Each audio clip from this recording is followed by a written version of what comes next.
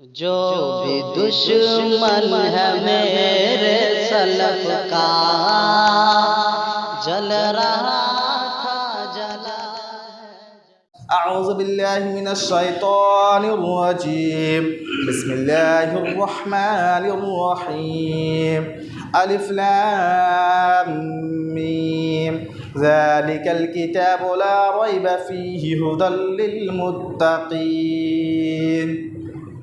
ہر طرح کی تعریف، حمد و ثنا اللہ رب العالمین کے لیے ہے، جس نے ہم سارے مسلمانوں کو اس دنیا کے اندر پیدا فرمایا اور ہم سب کی رشد و ہدایت کے لیے بہت سارے انبیاء کرام کو اس دنیا کے اندر مبعوث فرمایا۔ ان تمام انبیاء کرام پر درود السلام کا نذرانہ ہو، بالخصوص ہمارے اور آپ کے پیارے نبی، آخری نبی جناب محمد رسول اللہ صلی اللہ علیہ وسلم پر۔ برادران اسلام اور دینی ملی بھائیوں، آج کا موضوع خطابت ہے قرآن اور آج کا مسلمان۔ میرے بھائیوں، ایک مسلمان ہونے کی حیثیت سے سب سے پہلی بات یہ یاد رکھیے، ایک مسلمان ہونے کے ناطے ہمارا یہ ایمان اور یقین ہونا چاہیے اور دل سے اس بات کی گواہی دینی چاہیے کہ قرآن پاک یہ اللہ رب العالمین کا کلام ہے۔ اللہ تبارک و تعالیٰ نے حضرت جبرائیل علیہ السلام کے ذریعے آخری نبی محمد صلی اللہ علیہ وسلم پر اللہ تعالیٰ نے نازل فرمایا۔ اس پر ہمارا ایمان اور یقین ہونا چاہیے،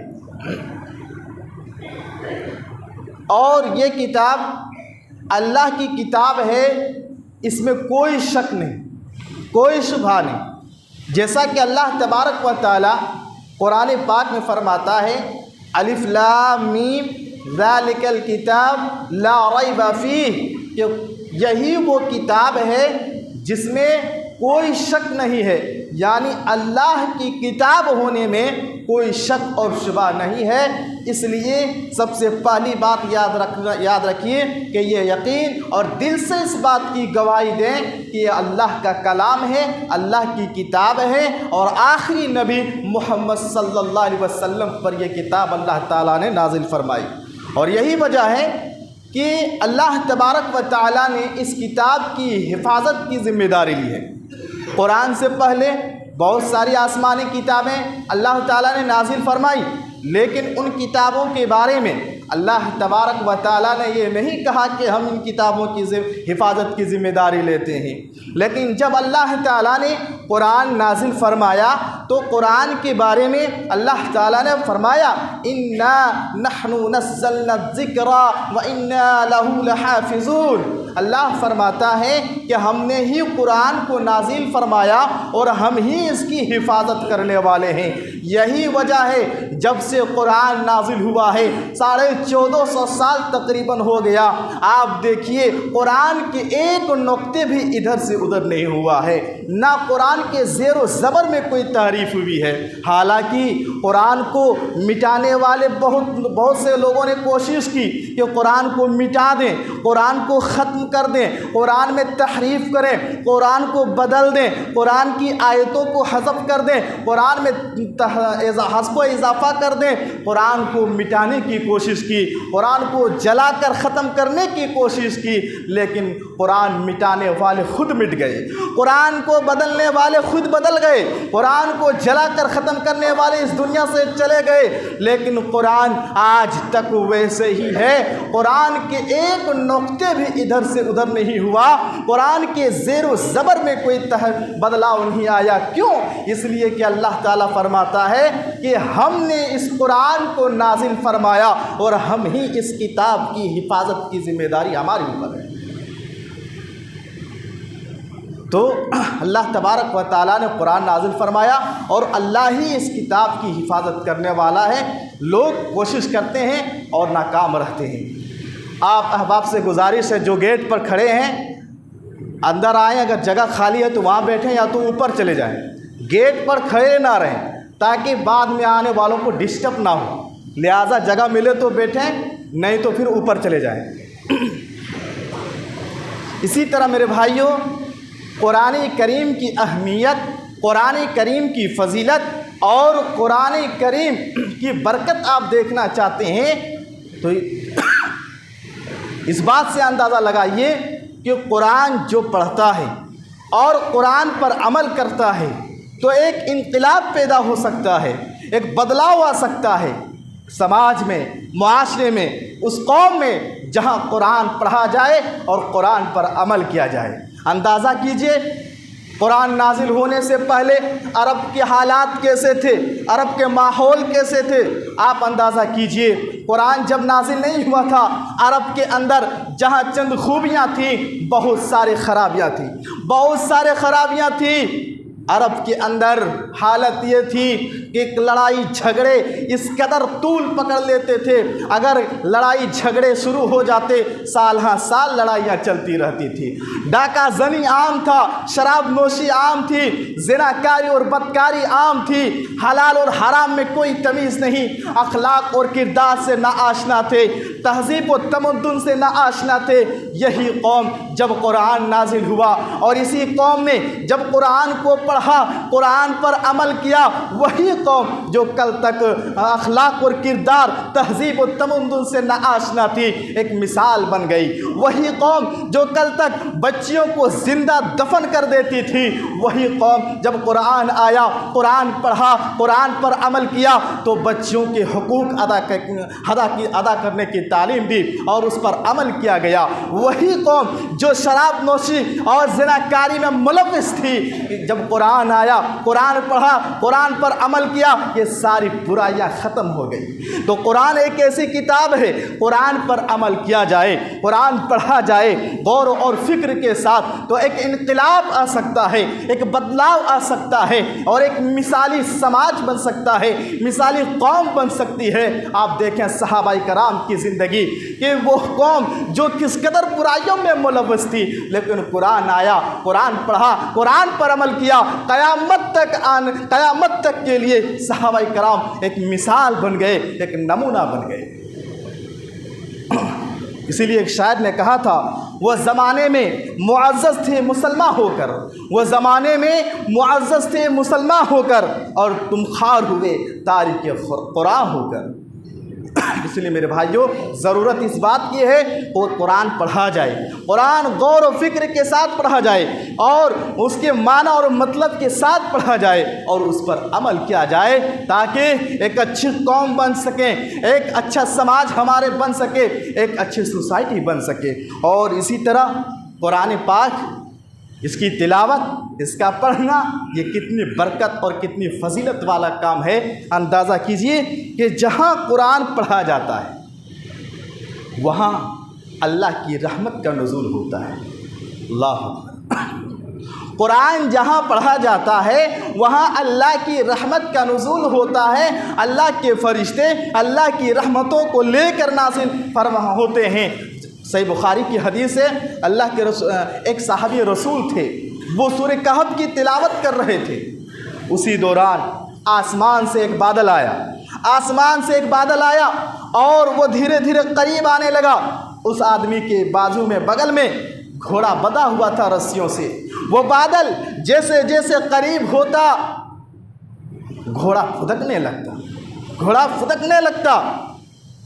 वो आदमी अल्लाह के रसूल सल्लल्लाहु अलैहि वसल्लम के पास आए, अल्लाह के रसूल सल्लल्लाहु अलैहि वसल्लम से बताया सारा वाक़या, कैसे ऐसी बात है। तो अल्लाह के रसूल सल्लल्लाहु अलैहि वसल्लम ने फरमाया, तिलका सकीना, वो सुकूनत थी, अल्लाह की तरफ से नाजिल हो रही थी, वो रहमत थी अल्लाह की। जब तुम कुरान पढ़ रहा था तो अल्लाह ताला रहमत नाजिल फरमा रहा था, तो उन्हें जैसे ही कुरान पढ़ना बंद कर दिया वो रहमत चला गया, वो रहमत चली गई। तो इस हदीस पाक से मालूम हुआ, जहाँ कुरान पढ़ा जाता है, कुरान की तिलावत की जाती है, अल्लाह کی رحمت کا نزول ہوتا ہے۔ اس لیے ہم سب کو چاہیے ہم قرآن پڑھیں، اپنے گھروں میں، اپنی دکان میں، مسجد میں ہم قرآن پڑھنے کا اہتمام کریں، قرآن خود پڑھنے کا اہتمام کریں، کیونکہ قرآن کی جو سب سے پہلی آیت نازل ہوئی اس میں یہی تعلیم دی ہے، اقرأ، پڑھ، اقرأ بسم ربک الذی خلق، پڑھو۔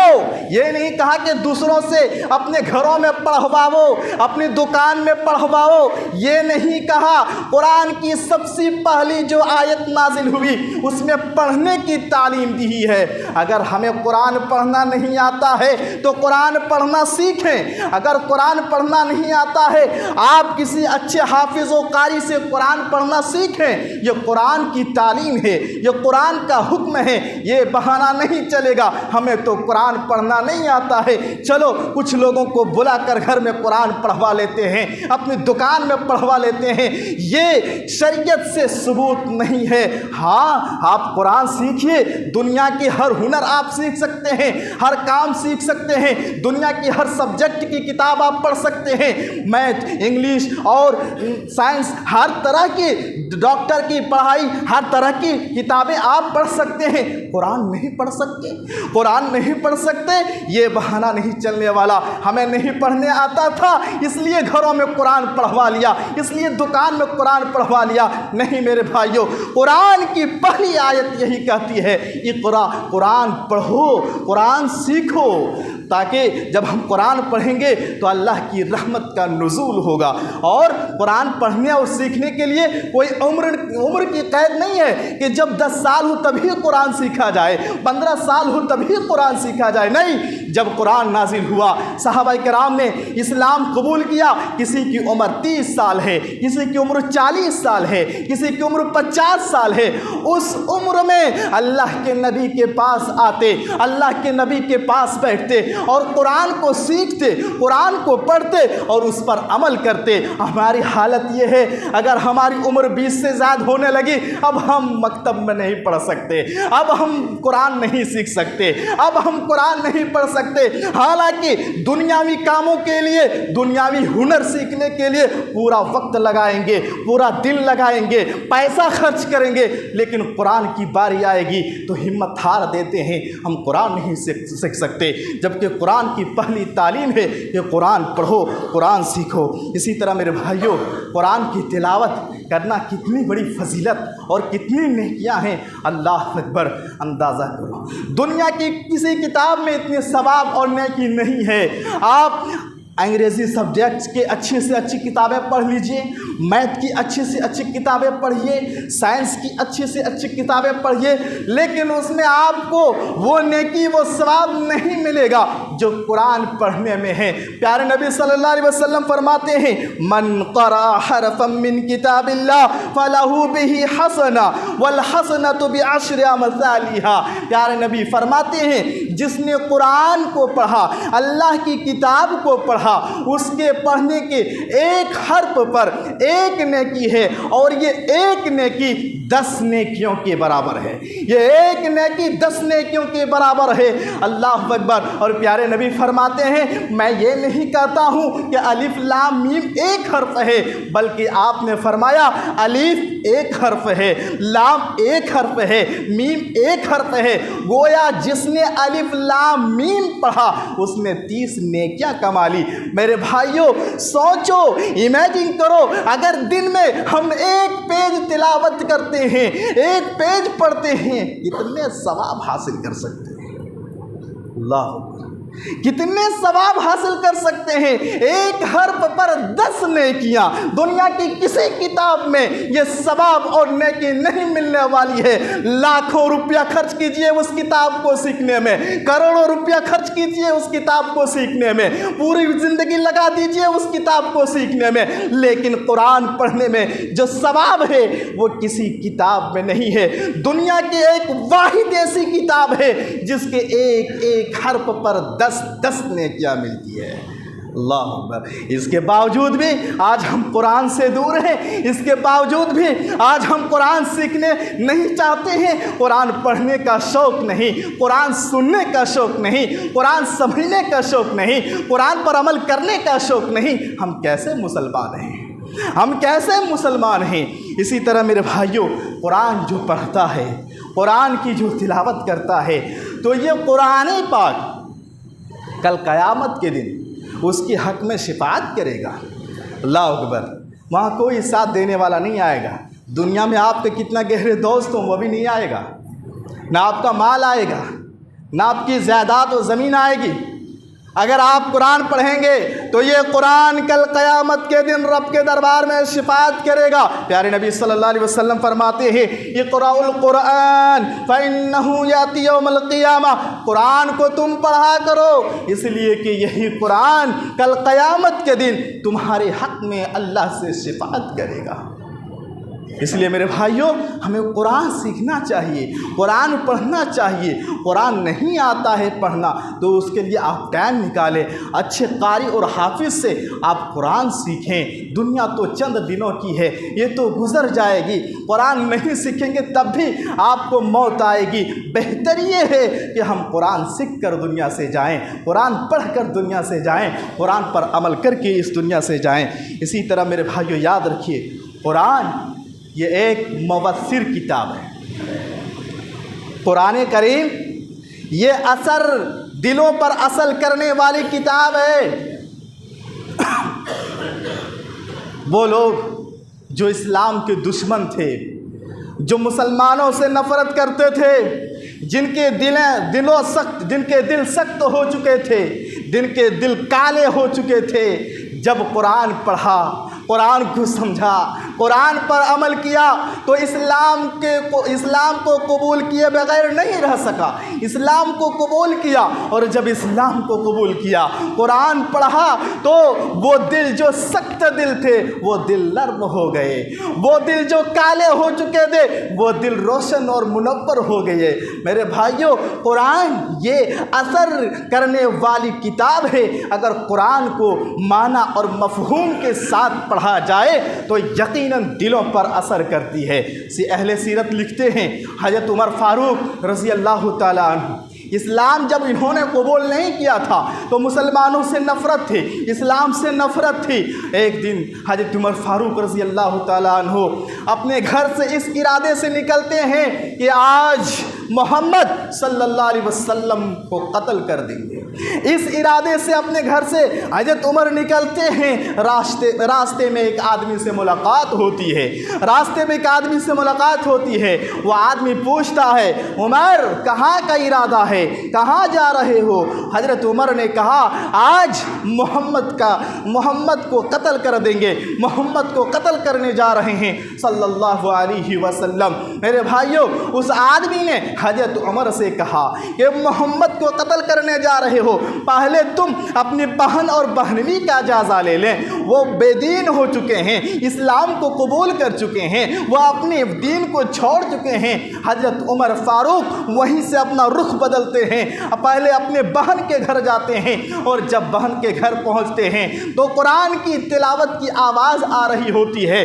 حضرت عمر غصے میں تھے، اور حضرت عمر نے اپنی بہن کو بھی مارا، اپنی بہنوی کو بھی مارا، غصے میں بہت مارے، زخم ہو گئے۔ آخرکار حضرت عمر رضی اللہ تعالی عنہ نے اپنی بہن سے کہا، میری بہن تو کیا پڑھ رہی تھی، ذرا ہمیں بھی تو دو، ذرا ہمیں بھی تو ہم پڑھیں۔ حضرت عمر پڑھے لکھے تھے۔ بہن نے کہا، جاؤ پہلے تم غسل کر کے آؤ، تو ناپاک ہے۔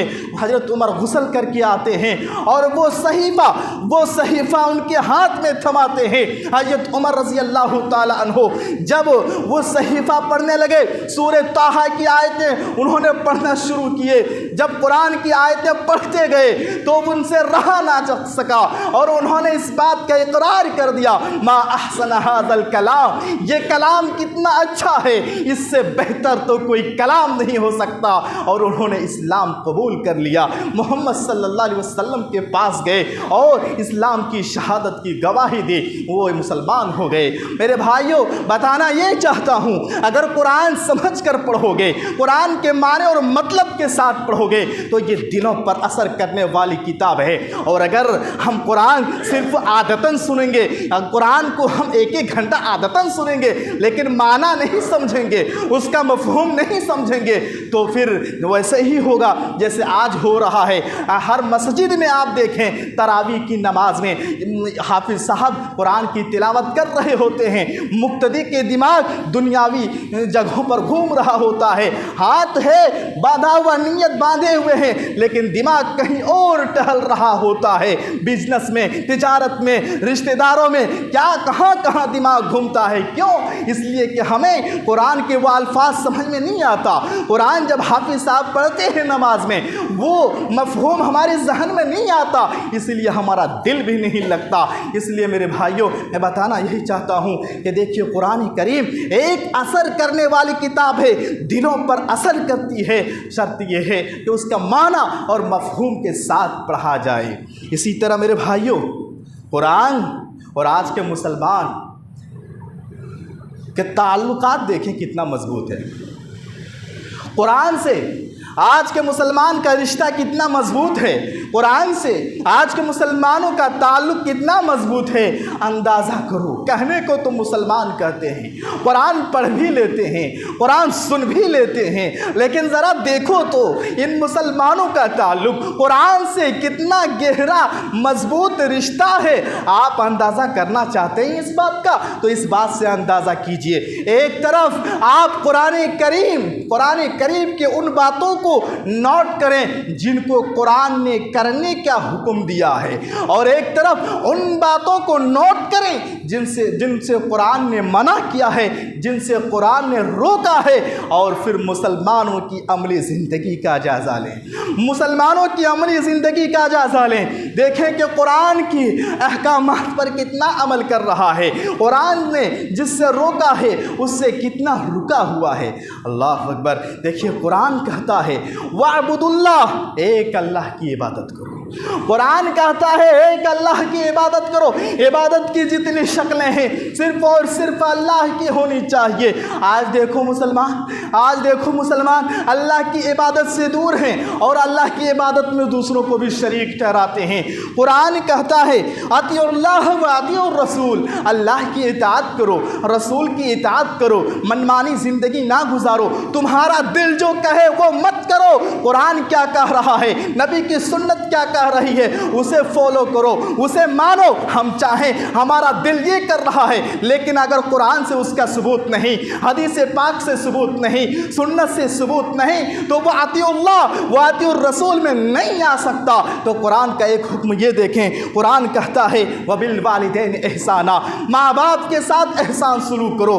آج کتنے نادان لوگ ہیں اپنے ماں باپ کو گالی دینے والے ہیں، گالیاں دیتے ہیں، ماں باپ کو ستاتے ہیں، ماں باپ کو تڑپاتے ہیں، ماں باپ پر ظلم ڈھاتے ہیں۔ وہ ماں باپ جس نے اس بچے کی پرورش کے لیے کتنی تکلیفیں اٹھائی، کتنے دکھ اٹھائے، آج ماں باپ اس کو بوجھ لگنے لگا ہے، ماں باپ کے ساتھ بدسلوکی کرتے ہیں۔ قرآن کہتا ہے سچ بولو۔ آج کتنے مسلمان جو سچ بولنے والے ہیں۔ قرآن کہتا ہے زکوٰۃ ادا کرو۔ دیکھو اس امت میں کتنے ایسے لوگ ہیں جن پر زکوٰۃ فرض ہے لیکن زکوٰۃ نکالنے کے لیے تیار نہیں۔ قرآن کہتا ہے تم صدقہ و خیرات کرو۔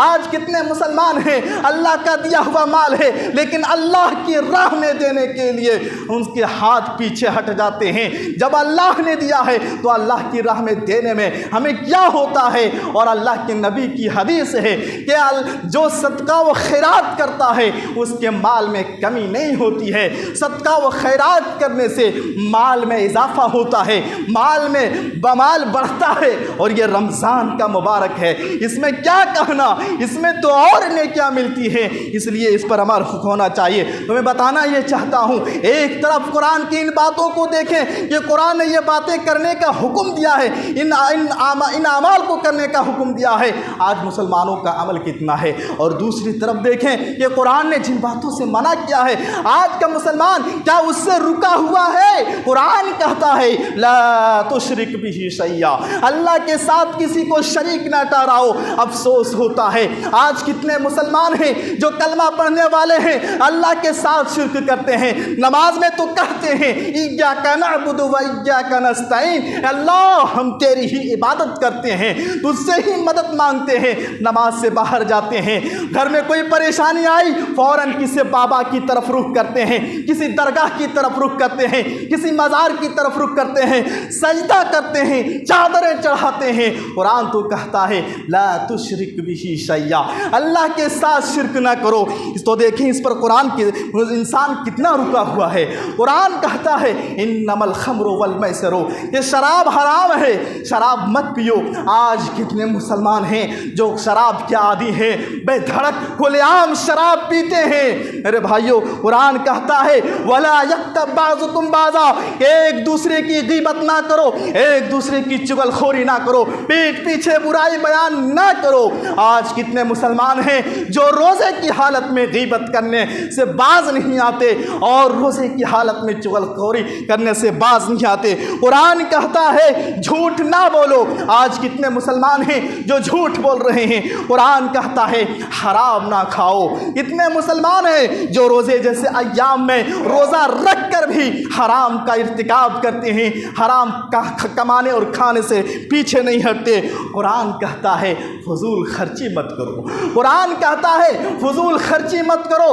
आज इस उम्मत का एक बड़ा तबका, एक बड़ी तादाद फजूल खर्ची करने से पीछे हटते नहीं है।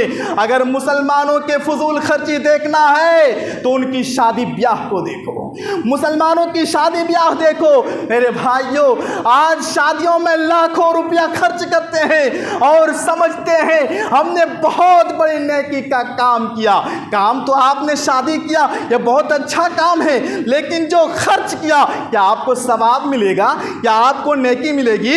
ये फजूल खर्ची है। कुरान कहता है फजूल खर्ची करने वाला शैतान का भाई है, फजूल खर्ची करने वाला शैतान का भाई है। आज की शादियों में लाखों रुपया हम पानी की तरह बहा देते हैं, उसे एहसास नहीं होता। मेरे भाइयों कितनी मेहनत से पैसा हम जमा करते हैं, कितने मेहनत मशक्क़त उठाकर लाखों रुपया जमा करते हैं और चंद लम्हों में फजूल खर्ची में उड़ा देते हैं और एहसास नहीं होता कि हम कितने बड़े गुनाह का इर्तिकाब कर रहे हैं। हमारे इस्लाम में क्या कहा? लड़का और लड़की दोनों राजी हैं, दो गवाह की मौजूदगी में वली की इजाज़त से निकाह कर दो, निकाह हो गया, शादी हो गई, उसमें कोई रस्म नहीं, कोई रिवाज नहीं, कोई खर्चा नहीं। ये हमारी शरीयत की तालीम है।